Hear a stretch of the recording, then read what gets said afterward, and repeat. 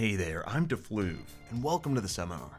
Today I'm going to show you how I went from being a filthy horse lord with only one county to owning the world, all by fulfilling people's dreams and taking advantage of them. Here's a little taste on how it works. We make a one-time investment into our loyal downline, poor suckers who think they're becoming their own bosses. And in return, they pay us back with convenient, lifetime installments of everything they own and a little bit of whatever soul they have left.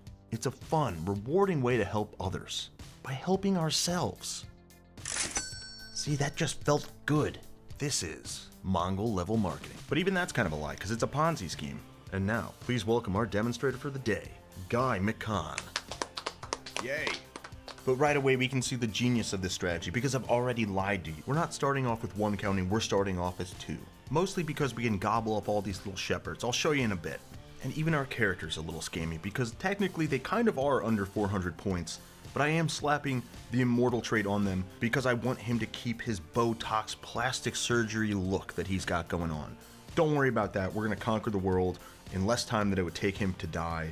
I still consider it kind of under 400, but I am also the one scamming people here, so that's up for you to decide. And unfortunately, the game will not let us have underscores in our motto, so I'm just gonna assume that everybody went ahead and signed this. Thank you all very much. I can no longer be held responsible for anything in this video. Wonderful, let's get going. So excellent, we'll start here, we'll press the play button, instantly we get the graphic of a horse staring at another horse's ass. Again, that's up for you to decide if you love to see it or not, totally up to you. Keep with us, we're going fast here. Now I would either recommend diplomacy or martial for this. Either are gonna work well. To pull this off, we are gonna start with a diplomacy education, 3 stars. And thoughtful is the biggest trait that we're gonna want because that is gonna improve people's opinion of us when we give them crappy gifts. Is this guy actually thoughtful? No, he's not, but people think he is, and that's what counts. And the last bit of setup that we're gonna do here is betroth ourselves to her, because that gives us a good alliance. And when we get married, it will give us a lot of prestige. And prestige is one of the 3 major currencies that we need. We need herd, which I like to call horse dollars. We need gold, but we'll be getting plenty of that. And we'll need a lot of prestige, and prestige is actually going to be the hardest thing to accumulate. Now, having said that, let me completely contradict myself and go ahead and burn a lot of prestige. So what we're going to do is acquire these herders' lands. All we have to do is trade 75 prestige, and then we get their lands. And for 1 year, we're going to be above domain limit, but it won't actually negatively affect us. Just like that, we went from 19 horse dollars per month to over 180. It's incredible the things you can do when you steal from others and break the rules of the game. Yeah, that's a good goat. And then once that year's up, oh look, that year's up. Now we give those lands to people, they become our vassals. And now we've just expanded our realm and made several thousand extra horse bucks that we wouldn't have had. And I hear you over there. When does the real scam start? Right now. Let me demonstrate. And as we can see here, our neighbor up to the north doesn't like us. But if we give him some of those horse dollars, now he loves us because we had the thoughtful perk. And now he wants to join us, and he'll give us prestige and horse dollars. Does this disloyal bastard know how to wheel and deal or what? Yes, he does. It's truly that easy and sexy, folks. It is insane. And just like that, we became the head of the Mongol culture, which is a great honor. Thank you for that. Let's go get more people's stuff. But unfortunately, we are running a little bit low on prestige, so we're gonna go ahead and have a nerge. Oh my nerge. So that we can replenish our prestige and just repeat the process. Yeah, we don't care about our kids. Not yet. And as we can see here, we ended up having a great nerge, which you'll love to see. That's gonna give us the prestige we need and some legitimacy. Now it's time to learn the next step. How to spot the right sucker. See right here, this guy's a bold dude. You don't wanna try to scam the bold dude. They're not gonna fall for this in the beginning. But don't worry, we can get them later. Or preferably, they could just die and we'll offer their heirs the chance to join us as tributaries. Now on the flip side here, we can see a sucker who's not bold. 74% chance. Oh, thanks, buddy. Boom. Now they love us. And of course they'd love to join us. It's perfect. In fact, we could demand herd from our vassal, who's intimidated by us. Great. Now he's given us horses. Now we'll just go ahead and give those horses to this dude. And now he works for us. That's a Ponzi scheme. Wait, that's not a Ponzi scheme. Is that a Ponzi scheme? Oh boy, this is going to be a lot of clicking. If only I could hire someone to do all this clicking for me. Thank you. And just like that, we're able to grow our realm even more by just giving them stinky horses. It's truly great, ladies and gentlemen. We also might run into a little problem with Genghis Khan. Alright, so we're touching this dude. Huh? One of our tributaries is rubbing up again. One of our tributaries is... No, not bumping up. I got this. Borders. Borders is the word I'm looking for. Borders this dude. So we're able to ask him if he wants to join. Have some horses. Thanks. You wanna become part of our thing? It's legal. Oh, excellent. And really what we almost have here is a new game. It's find your way through lands to get to other realms. The game. 3. Because as you see here, we're like hardly even touching this. Damn it. We're hardly even bordering this realm. But it counts. So we'll go ahead and get them. That's right. The game has now become which pathway is the quickest to getting to the richest people so that you can just do this as quickly as possible. I think everybody gets this point. So I'm not going to show you every little tiny realm that we make our tributary. It's a little hard to tell, but we have quite a bit of land for doing really nothing and just cheesing the domain herd stuff. And now we'll go ahead and unlock defensive negotiations, which will allow independent rulers and tributaries to like us more. But unfortunately, it still won't kill this guy. But what it does do is help keep our tributaries loyal to us. But still, about every 15 years, you're gonna have to demand the obedience of some of the tributaries, like this dude. But as you can see, he's not into it because he is in fact stronger, which makes him a fool. Why did you join us? I don't know. But now we're gonna raise your taxes. Because keep in mind, he still does really like us. And as we can see, even after we raised his taxes as high as we can right now, he still has the maximum opinion of us. What a nice guy. What a sucker. But titles are important, so what we're gonna want to do is raise our horse dollars up to 10,000. And once they're 10,000, we can increase our dominance, which allows us to go to war for the title of Khan, which is the king tier title. So that's what we're gonna focus on for the time being while we gather up some more prestige. Because that's what's gonna take to get some of these bigger kingdoms, and that's where we're gonna make the real money. And because most of our holdings where we're getting our fertility from are mountainous, we're gonna wanna build goats. Okay, you don't build goats. All right, it says construct. So we're gonna build goats. We're only a few years into the start of this game, but we're making 16 prestige per month, so we're gonna let that build up a little bit while we wait for 10,000 horse dollars. Come on, build faster, goats. We're also gonna increase our main yurt, and while that's going, we're gonna do something special. So like any great douchebag like this does, you have to humiliate someone to get horse dollars. That means we will actually have to declare a war, but if we win, we get more than 4,000 horse dollars, which would pretty much put us at that 10,000 level. We're also gonna have to go into a little prestige debt to get our allies in here, but yes, that does allow us to win the war. The old man that won't die, he's very powerful, and we needed those allies. Oh, and it looks like while we were going on another hunt for prestige, we did get lit on fire and now we're wounded. That's okay, we can take it. And we just missed out on a great Nerge. We did squeak by with a victory in our war, and we ended up humiliating the old guy and getting a lot of horse dollars. Now, I'm not quite sure why I blame this old bastard, but we were supposed to make over 4,000 horse dollars. Clearly right here you can see we only got 2,700, and that upsets us. We felt like we got scammed, and we don't get scammed, we scam. We're gonna take it out on our vassal again, and we're gonna wound him. It makes us feel better about ourselves. Unfortunately, while on another hunt, we were wounded by a bird, which is just sad. Let's move on. But after a couple years and grabbing even more herder lands, we did hit that 10,000 mark, which allowed us to increase our dominance and then go for that War of Domination to acquire the title of Khan. Why won't you die?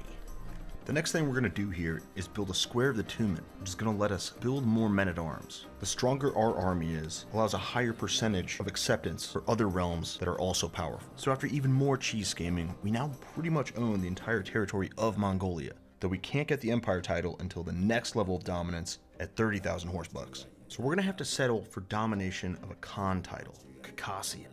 So once we hit that, it kicks off a war, and it looks like it's against one county. That seems pretty easy. And it was. That was easier than the actual scam. Now we're great Khans. And just when you thought we couldn't get any sexier, we do. We are scarred. People love it. We are now mighty, scarred Khans. Thank you for the applause. But yet another lie, we can get sexier. We can get the newest fashion, the best foods, the most servants, and some sexy beds. And we can actually afford it now because we're making about 14 gold per month. Now, one thing we really need to do is become more legitimate. It's gonna be a little challenging. We're gonna have to do a lot of hunts. Unfortunately, nobody that we care for in this world, and we don't care for anyone, has died, so we cannot have a funeral. Will somebody please die, especially you, old man? But what we will do, now that we gotten True Ruler and our acceptance is going even further up, we're gonna switch to wealth focus so we can make even more gold dollars. Because once we start hitting the big feudal realms, we can't give them any horse dollars, we have to give them the gold stuff, and then that is truly when we will snowball, and it's coming real soon. Oh no, it's a cold Zood.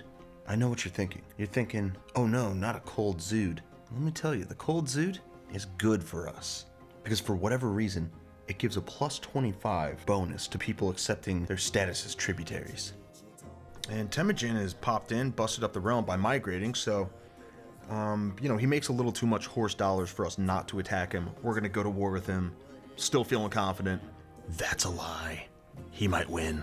And there it is, we have finally gotten married, which means we've been playing this for 10 in-game years now. Not 10 real life years, like some people think, you idiot. We are projected to win this, but I have been lied to before, but we did end up winning it, which means we will make him our tributary, and he is someone that you definitely want to ensure his obedience, so we'll do that. You like gold? Yeah, you do. But he also cannot escape our high and extortionate taxes. Thank you, Genghis Khan. Right here we can see a list of all the people we can demand become our tributaries. But we got this guy, the Duke of Buku. The Buku Duchy meaning a lot of duchy. It's French.